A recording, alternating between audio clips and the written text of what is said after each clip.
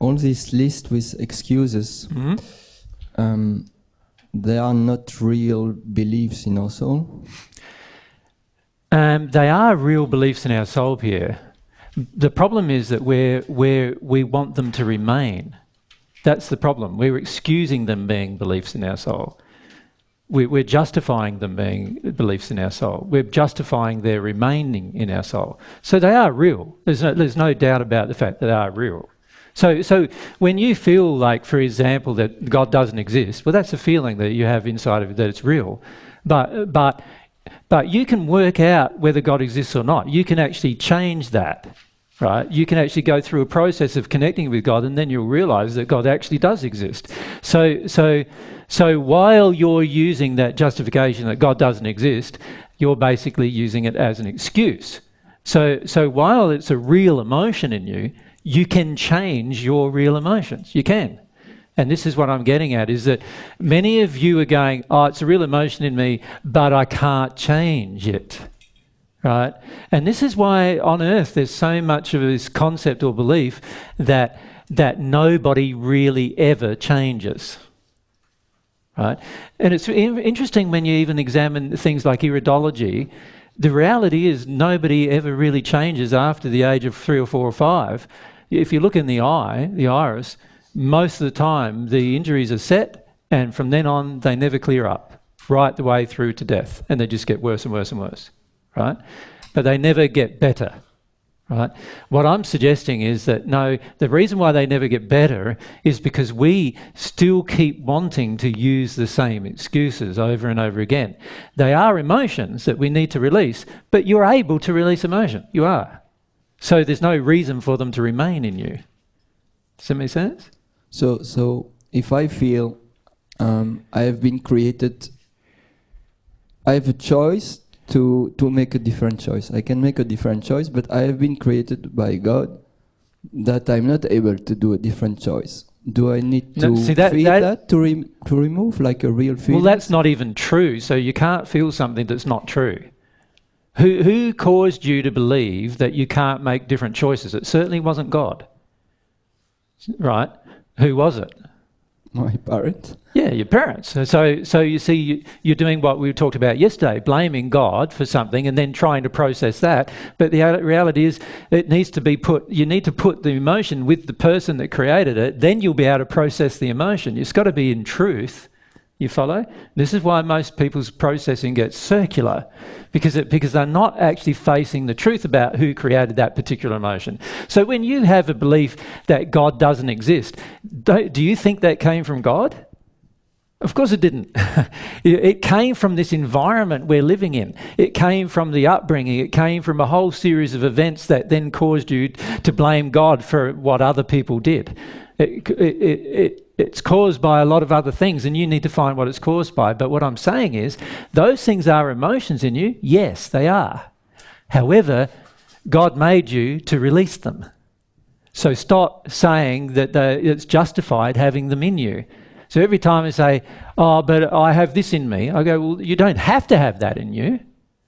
You can release that. It doesn't have to remain.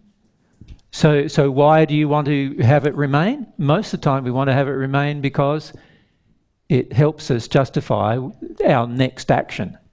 It helps us justify our unloving behaviour after that point. That's why we want it to remain. And that's not what I'm saying to you in this discussion is it's not a valid reason. Just because I have an emotion in me that says that I can't trust you, it doesn't mean that I can't trust you. It means that I have an emotion in me that tells me I can't trust you, and if I release that emotion, I will be able to trust you. Or I'll be able to measure whether you're trustworthy or not, and then trust you if you are. Do you see? Justifying the emotion remaining within oneself is worse than the emotion being in oneself. It's another layer. It's a wrong direction. Yeah, because if you justify it, it will remain in yourself. It will remain in oneself. But if you see that it's there, that's okay. It's there. Like all of you have different emotions that are there. Okay. That's okay. It's the justification of keeping them there that's not okay. Right? So we have to be honest first, then ask ourselves why. Why is it positive? We feel it's positive to keep them. That's a very good point, yes. Yeah. What you need to do is feel how much you want to keep some of these emotions in you and how these particular emotions support your current life choices and decisions. You need to feel that. So, you know, every time you have like, for example, some of you have been what I'd call serial monogamists. Do you know what I mean by that? Where you just have one person after another person after another person as a partner, and you've had 20, 30 partners in a short period of time of your life, and it just keeps on going and going and going and going and going. Well, that's an issue, certainly, right? There's moral issues there. What emotions within you justify you keeping on doing that? And how would it feel if you never had another relationship unless that person was your soulmate? What would how would that feel? What feelings are you avoiding by having these serial relationships? Right? Without actually first working out who you are, what your desires are, and then attracting the other half. Well, what's causing you to make these choices and decisions, in other words? And we don't need to judge it. We need to analyse it. When I say analyse it, we need to see that it's there, there's a whole group of emotions supporting that belief. And I don't want to get rid of those emotions while I believe I should be able to go along and have any woman I want, right? Because it supports my concept that that's okay, doesn't it? All my emotions must support my concept that it's okay to have a whole series of relationship after relationship after relationship after relationship, whether they last a week, a month, or whatever. And later on, 10 years later, I've had 30 women, and that's okay. Or is it okay? Is it God's view of love? Probably not, right? So obviously there's something in me that justifies that behaviour. What is it?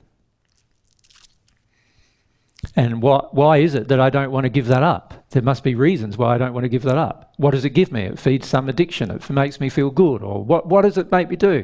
Why is it that I can't live without another person for a month or without needing to go into another relationship? Why is that? What causes me to do that? What addictions do I have? The fact that I have them is okay. When I say okay, they're there. They were created probably by events in my life, some of which I chose to do and some of which other people chose to do.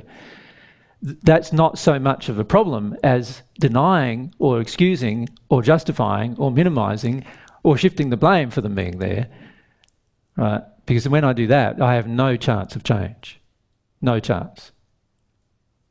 So the danger isn't having the negative emotion. The danger is what you do to justify keeping the negative emotion. That makes sense? That's the real danger.